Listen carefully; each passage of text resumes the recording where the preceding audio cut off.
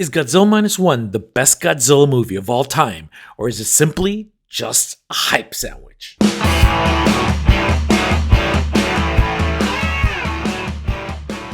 Godzilla debuted in 1954/56 with Godzilla King of the Monsters. Critics loved it. It was definitely enough to get the franchise going. Next, you have the golden era of the kaiju, where he meets most of his enemies, Mothra, King Ghidorah, Mechagodzilla, etc. And he has movies like GMK, All Monsters, All Out Attack, all the way up to, and a little bit past Godzilla 1985.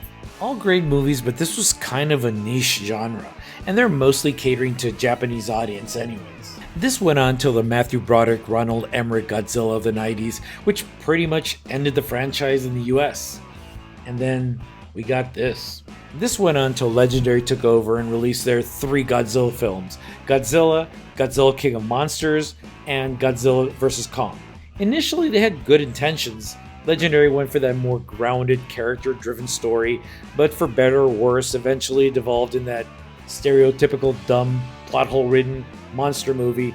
I mean, I think some people like that. I think that's what they think monster movies should be. And I mean, they're not necessarily wrong to an extent. Other people are looking for a story, something that will keep them in the seats until, it's time to go to the bathroom. Then the story just gets in the way. So that brings us to Godzilla Minus One, the story of Koichi Shikishima, a failed kamikaze pilot that lands on an island and lies about his plane having mechanical problems. You see, he doesn't want the consequences because he failed to crash his plane into an American ship. Later on in the island, a monster appears and trashes the place. This is apparently pre-radiated Godzilla, but he's still berserking all over the place, inflicting death and mayhem. He's really pissed. Koichi has him in his crosshairs and still can't pull the trigger, literally. Just about everyone dies, and Koichi goes on to Japan, tail between legs. When in Japan, he finds the country is in shambles. He meets a woman and her rescued child, where he starts a little makeshift family. This is where the human story begins. Well, the small honey badger of a monster is just catching rays at the Bikini Atoll, and he gets caught in a nuclear blast, where he gets irradiated and becomes that classic Godzilla that we all know about, but we don't see him yet. Meanwhile, Koichi takes a supposed safer job compared to being kamikaze. I'm sure everything's safer. And what is that? A minesweeper?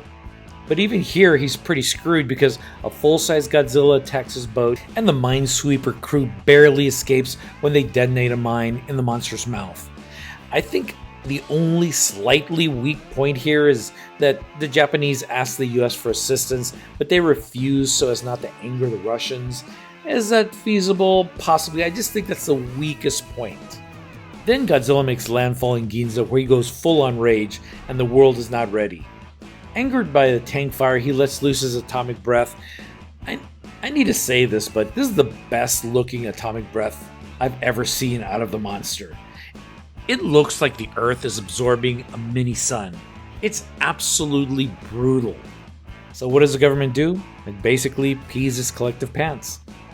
So Koichi and his crew take the initiative and devise a plan. Godzilla attacks and is lured into a trap of Freon barrels, dragging him to the bottom of the sea to die. But it's Godzilla, so he fights on. He gets back to the surface of the water, and he's going to incinerate the whole fleet with his atomic breath. Then, Deus Ex Kamikaze. Not really, but close. When at the last minute, Koichi flies in and kamikazes the hell out of that Godzilla mouth. He ejects and is reunited with Noriko, his kind of wife, and their daughter in the hospital. Meanwhile, a chunk of Godzilla's flesh begins to regenerate as it sinks to the ocean. Is he dead? We don't know. Godzilla Minus One redefines the genre with well-developed real characters, real motivations, fears, and shortcomings. You're transported to a country in shambles. You really feel their misery. A country deceived by its government into believing that citizens' life and death were insignificant compared to the preservation of this empire. It follows the life of a failed suicide pilot, Koichi, who struggles to find inner strength, bravery, and honor. A woman who sacrifices to save an orphan, a child she's never seen before.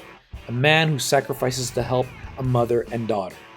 Can these three and a country at its lowest point defeat the irresistible force of Godzilla? The monster moments are over the top amazing. Godzilla is fearsome, he's a force of nature, and is akin to a horror movie creature. Godzilla never reveals himself until the moment of most impact. For Koichi in the end to regain his honor, and for the ragtag broken nation of Japan to be able to stand up to the monster, is a monument to humanity. So yes, I would say Godzilla Minus One is the king of the monster genre. Well, like and subscribe if you appreciate the content, and as always, keep watching movies